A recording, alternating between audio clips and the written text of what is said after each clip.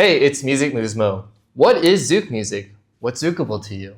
And today we have DJ Matter, Danny, my good friend here in Sao Paulo. Just so you know, he and a few others run League of Shadows, which is my favorite party every Tuesday. And League of Shadows has its own identity, so today we're going to dive into what exactly does it mean to throw a party and be a DJ. And I would love to start off with the question, what is Zouk music? Okay, that's a tricky question, and I'm going to try and not answer it in like the politically correct way. I'm not going to go through the history, one, because I'm not an expert in it, and two, because I don't think that's a true answer to myself. Zouk music, I think what's easier to ask is what isn't Zouk music? Because Zouk music is basically anything on a 4/4 time signature.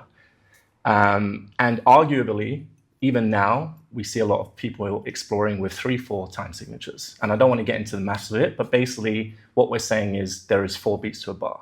So if you think of 4 beats, you got 1, 2, 3, 4, which represents your 1, 2, and 3, 4, and also known as boom, chick, chick, boom, chick, chick. So it really can be anything.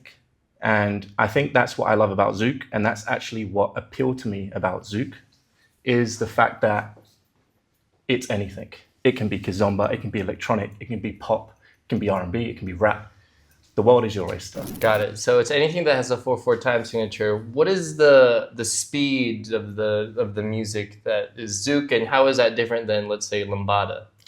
Well, I mean, it can vary. Again, it doesn't just vary depending on where you are in the world. It varies depending on the identity of the event you're playing at.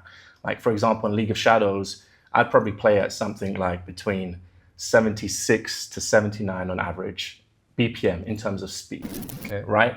Now, comparing to, just so you have a comparison, lambada, which I've seen in Porto Seguro, which can be between 90 to 110, right? But then you have like your Zouk con Calma events, which I think would play around the 60 mark, 65, a lot more chill, which kind of leads to more of a planter style dance as opposed to doing steps.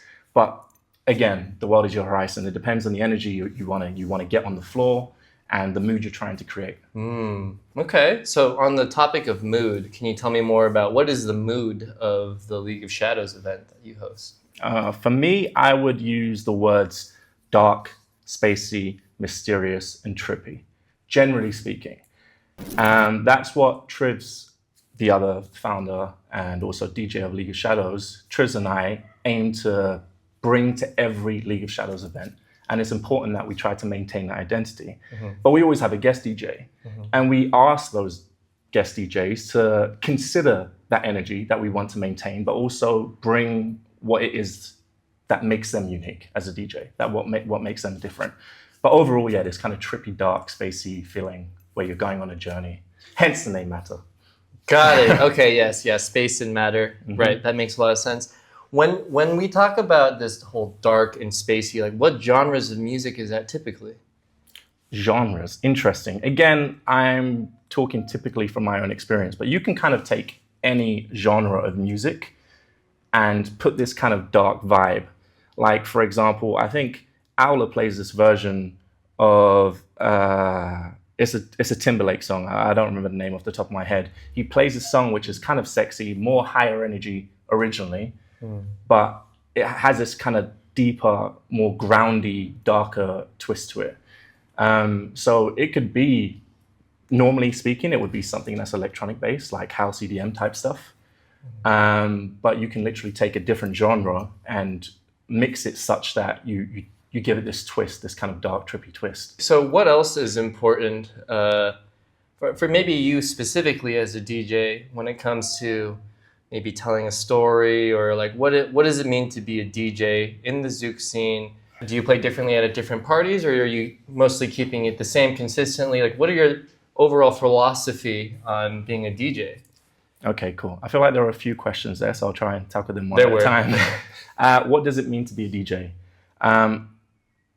I think everyone's going to answer this differently. I think I will answer it differently to most. For me, DJing is about, of course, the fundamental part of DJing is creating this kind of atmosphere, this energy in a party that people want to dance. Sure. Right? But for me, what's more important than that, and what comes hand in hand with that, is staying true to yourself. So art is self-expression, art is self-representation, art is not dictated by others, but comes from within you. So for me, it's super important as a DJ to be able to express themselves, show their identity whilst they're playing. And hopefully that is what also brings energy to the dance floor and keeps people dancing. So for me, that's what that is. I think, can I go down this road? Sure. All right. So there are a lot of comments I hear about, oh, you need to be looking at the floor, which you do, and you need to please the people, which you also do. But again, for me, it comes with this caveat of staying true to oneself. If you are able to play songs that the crowd loves every single time, and that is you, and that is representing you, and you feel good about that, and you feel good that, you feel that represents yourself, great, cool. For me, I don't really play a lot of people pleasers because I feel like, well, at least not here in Sao Paulo. Maybe in Europe, the music I played would be considered people pleasers.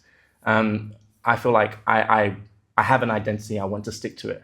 And naturally, if I play that, I will naturally attract the people that want to hear it, rather than put so much energy in trying to please everyone, ultimately not being able to because it's impossible, and also not representing myself. So for me, that is part of what it is to be a DJ. I think it's important to know your music, to know your crowd, to be able to adapt to situations. But it's really important to stay true to oneself. There was another question which I can ask, but do you want to?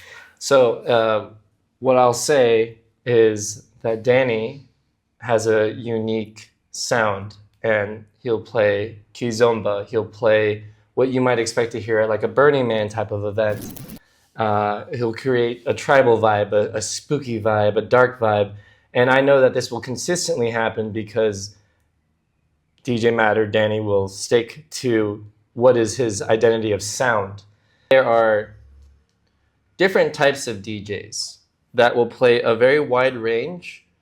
And what ends up happening, I think, when people are playing people pleasers is you get a bunch of kind of generic Zouk sounding types of songs where they all have the same type of transitions. And I don't necessarily feel excited because, it's just like more of the same no matter where you go. Because how do you really know what the people actually want, right? See, but I don't believe that people always know what they want, to quote Steve Jobs. Sure, yeah. I think sometimes you need to show it to them. Like, let's talk about cuisine, for example. When I first came to Brazil, and still now, I meet a lot of Brazilians who haven't left Brazil. And they really love their Brazilian cuisine, and it's great, it's amazing. But then they struggle. They struggle to eat sushi, they struggle to eat other cuisines. But then once they get out and they explore, they're shown something, they're taught to like something else in a way. And they come back and they love it. And I'm not saying this applies to everyone, but I think the same applies to music. There wasn't much exploration, in my opinion. And comfort is like the death of growth, right? If people are just surrounded by something they know, how could they know any better? How could they know any more? So I think that's another responsibility of the DJ, is to introduce new things. It's to explore, it's to be adventurous, it's to, maybe get shut down, maybe not get hired because they're playing something different, but slowly introduce something new which people begin to adopt. And I can see it happening in Sao Paulo. If I compare this, nowhere am I saying this is because of me. I think there are, again, I think Aula's been a great representation of this. If I compare the music I was hearing 3 years ago to what I'm hearing now, it's very different, in my opinion. So yeah, again, I don't think people know what they want. So I think we need to sometimes show them. Yeah, and I would put you and DJ Owler in somewhat similar universes of like spacey, atmospheric, at times dark journey, kind of like words over beats type of speeches, like Alan Watts type of inspirational vibe. Carl Sagan, Denzel Washington. Yeah, it's an experience, man. And that's why I was really excited to have you on here to talk about your perspective, because I think that what you bring with League of Shadows, what you bring as DJ Matter is really fresh and is good for the Zouk community. And what it does is it gives space for other DJs to have a bit more courage to play something a bit more risky, right? And because, organizers for events want to have, make sure you play some traditional Zouk, type of vibes. And I feel like what you bring with League of Shadows by bringing on new DJ talent and telling them to play who they are, you're giving them space and you're leading by example. And I think that's really great. Is there anything that you want to kind of finish this off as a message to perhaps other DJs out there who might be thinking about this on how they should be, beginner DJs. Perhaps beginners, yeah. I would say just do it. Just start. I'm an extreme perfectionist, and I had to let go of my perfectionism in order to start DJing. Even in order to start producing music, which I've kind of started doing the past couple of weeks. Oh, nice, producing. And I'm pretty sure in a year's time, when I listen to these songs that I'm releasing now, I'm going to think they suck. Just like I'm listening to my sets from 2 years ago, and I think they suck. And that's just the journey. That's evolution. So at League of Shadows, honestly, if you want to play but are scared or feel like you don't have the experience, we will still invite you to play, so long as you can manage. You don't faint or anything. So I would say just do it, because it's the first step, the first time you play at an event, which is going to push you to then play more, play better, and then play more at events. Practicing at home is great, but you need to actually play. So just do it. That's the main thing I would say. Okay. Well, this was DJ Matter. Thank you so much for coming on to talk about your journey, and make sure to come check out League of Shadows. Listen to his sets on SoundCloud. They're amazing. I love 86. 96 is good too. I don't even know what this is. Yeah, I mean, these are his League of Shadow numbers. But yeah, they're great. They're great. The 3-year anniversary set for League of Shadows was also incredible. And can't wait to see what else comes from you. Thanks again for making the time. Thank you for having me. Yay.